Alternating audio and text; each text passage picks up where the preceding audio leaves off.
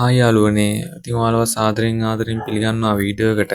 අද ඔයාලට කියා දෙන්නේ TikTok account එකක් online පෙන්වන්න නැති වෙන්න හදාගන්නේ කොහොමද කියලා. ඉතින් වැඩි කතා නැතුව අපි යමු වීඩියෝ එකට. ඉස්සල්ලාම ඔයගොල්ලෝ TikTok account එක download කරගෙන TikTok account එක log වෙන්න. log වුණාට පස්සේ ඔයාලට පේනවා මෙහෙම දකුණු අත පැත්තේ යටට වෙන්න වගේ profile කියලා option එකක්. අන්න ඒක click කරගන්න. click කරගත්තට පස්සේ ඔයගලන්ට දකුණු අත පැත්තේ උඩට වෙන්න side එකෙන් පේනවා dot තුනක්. ඒ dot තුන click කරගත්තට පස්සේ setting and privacy කියලා option එකක් තියෙනවා. ඒකට ගියාට පස්සේ privacy කියලා option එකක් ඔයාලට පේනවා.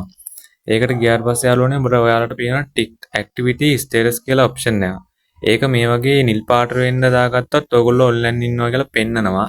දාගත්තේ නැත්නම් ඔයගොල්ලෝ online ඉන්නවා කියලා පෙන්වන්නේ නැහැ. දැන් ඔයගොල්ලන්ට ඕනේ online ඉන්නවා කියලා පෙන්වන්න නැති වෙන්නනේ. ඉතින් tick එක දාගන්න නැතුව ඔයගොල්ලෝ account එක හදාගන්න. ඊට පස්සේ ඔයගොල්ලන්ට මේ TikTok එකේ online ඉන්නවා කියලා පෙන්වන්න තියෙන හදාගන්න පුළුවන්.